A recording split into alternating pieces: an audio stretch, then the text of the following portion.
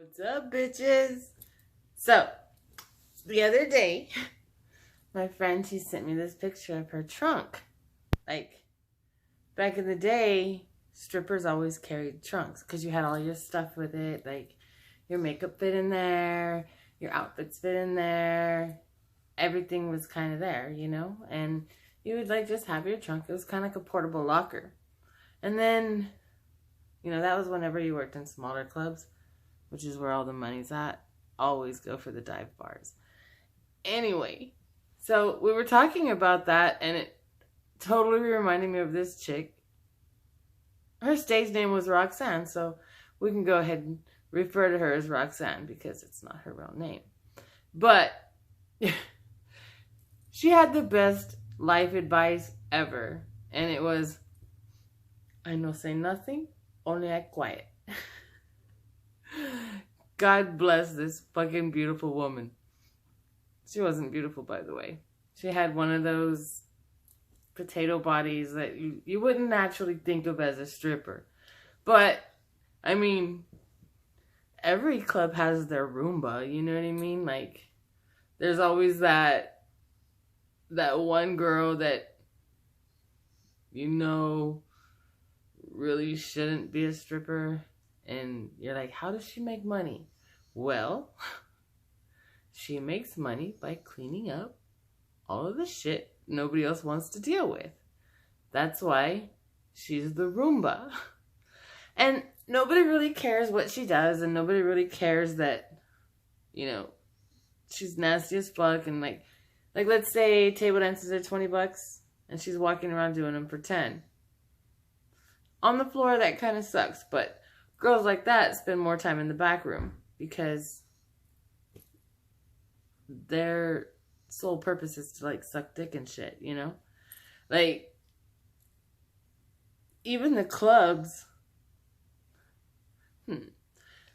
Even the clubs have certain ways of telling the girls when Vice is coming in. Like, it all kind of incorporates into the light show. Like, there was this one club I worked at, and it was seedy as fuck, but they had this, like, super ugly, like, green chair in the dressing room, and I'm pretty sure that chair could tell so many stories. But it was a comfortable chair, and I don't know, for some reason that chair and the ugly carpet made me like the club.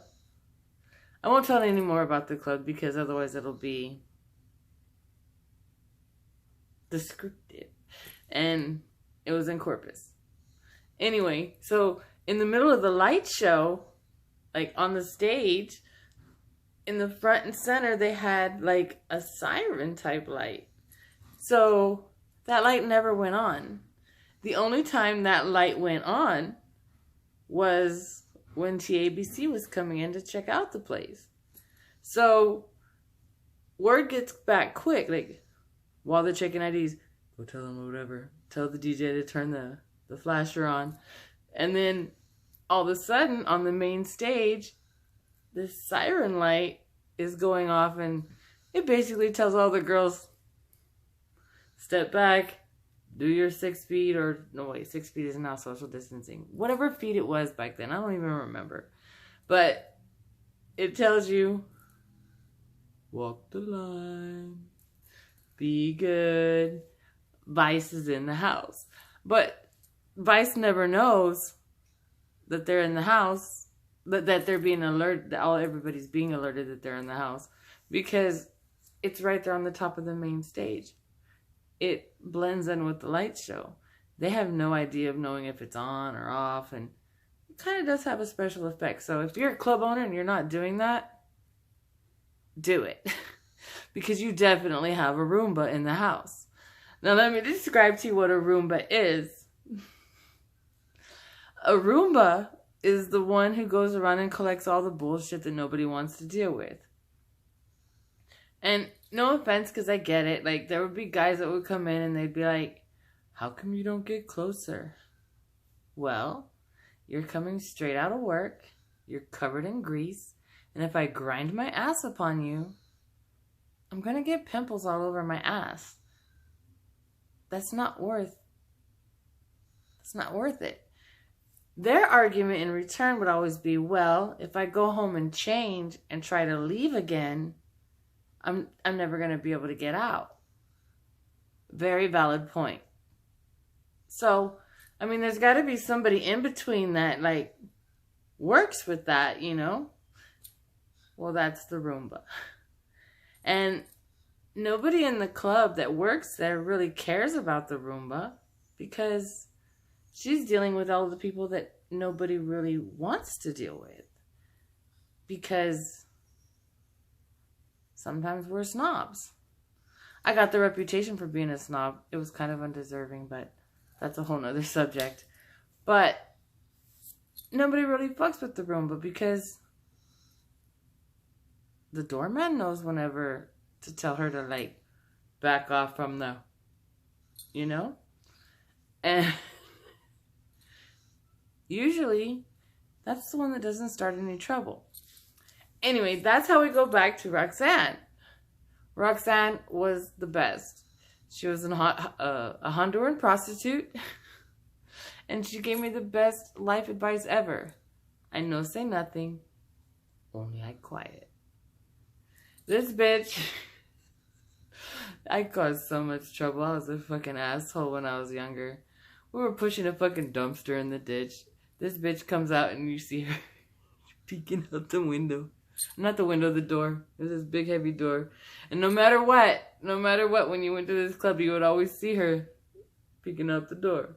Because she was very, very unattractive. So if she wasn't doing something, she was doing absolutely nothing or seeing who's coming because she was nosy as fuck. But she kept her mouth shut. So anyway, this bitch like comes out and she sees like me and this dude like totally fucking putting the dumpster in the ditch. Just, what do you call it in Spanish? Cagopalo.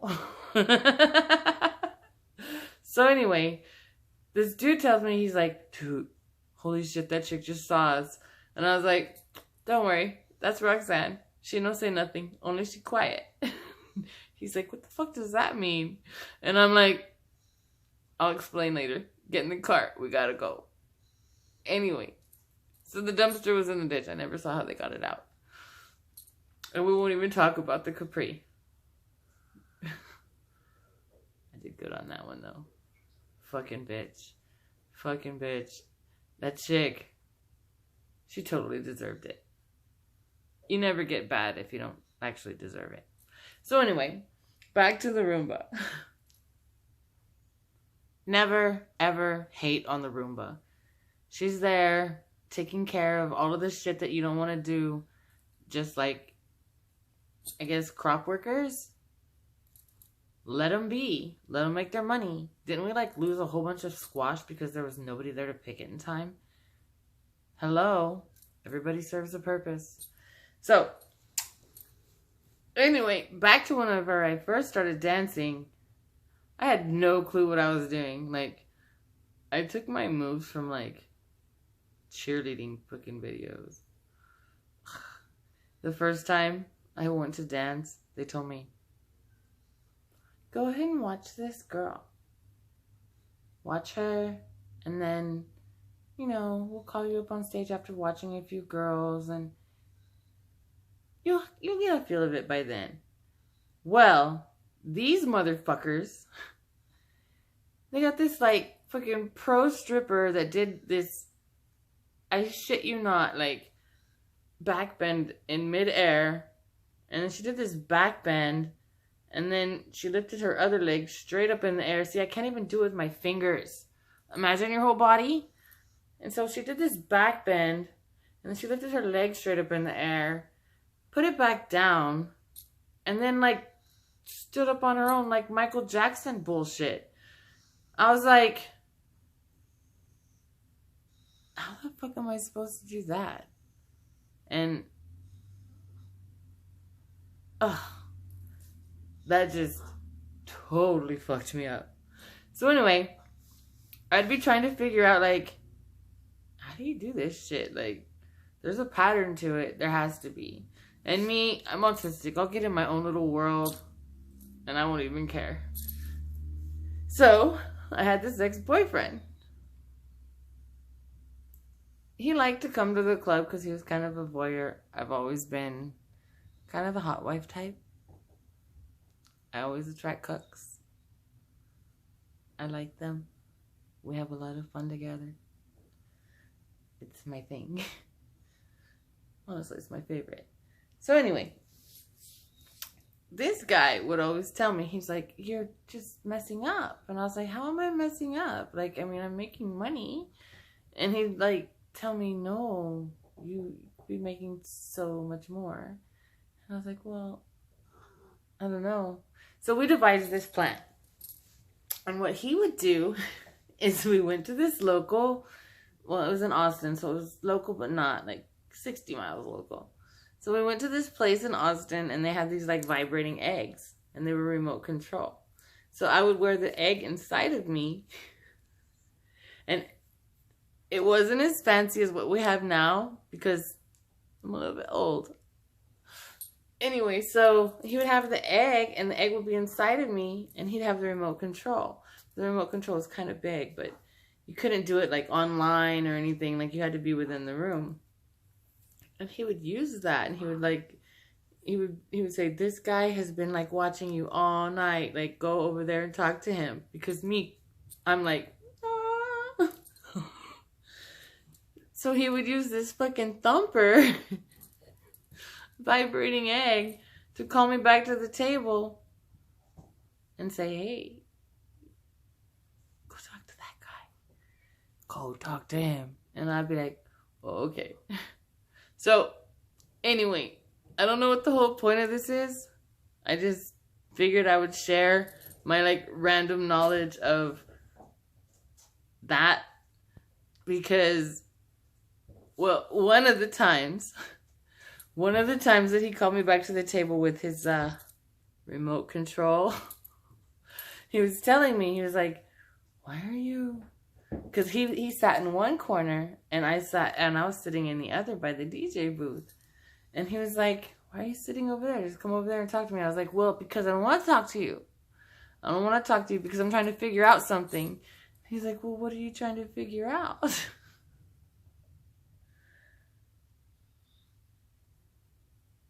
Well, what I was trying to figure out is... See, I had been working out super hardcore with this, like, pro bodybuilder. And I was, like, in shape. I was on pictures, posters. I was doing all that stuff.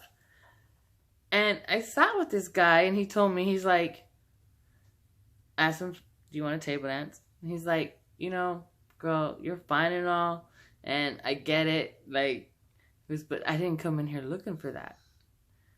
And I was like, what do you mean? And he's like, I came in here looking for me a good old scallywag. And I was like, well, that's pretty bold, but I appreciated his honesty. You know what I mean? Like, all right, like, this guy wants a fucking nasty bitch. He wants the Roomba. So I'm like, all right. I mean, everybody has their preference, right? So I go and I sit by the DJ booth because me, I'm totally curious. Like, well, who's he gonna pick? Who's this scallywag? I sat there and I watched, and it turned out to be this, like, this chick that we had nicknamed Fajitas because she had those swinging titties that, like, I swear, one time she came into the dressing room and she had lipstick all on her chin. I was like, were you making out with somebody? She was like, no, I was sucking on my titty and it just kind of... And I'm like, wow, dude, this bitch could literally fold her titty in half. I mean, I can get it up there, but I can't fold it in half. Props to you, girl. But anyway, the guy was like, I just want a scallywag. And I had to know who the scallywag was. I was like, who the fuck is he gonna pick? So this guy's like fucking hitting the button, like, what are you doing? What are you doing? And I was like, I went over there and I was like, you gotta stop, because one of the things that you don't realize is the toys back then weren't as sophisticated as they are now. The buzz was a whole lot more whoa, whoa, whoa, whoa, whoa, whoa. They weren't silent and quiet. discreet. No. And if you're sitting on somebody's lap and this egg goes off,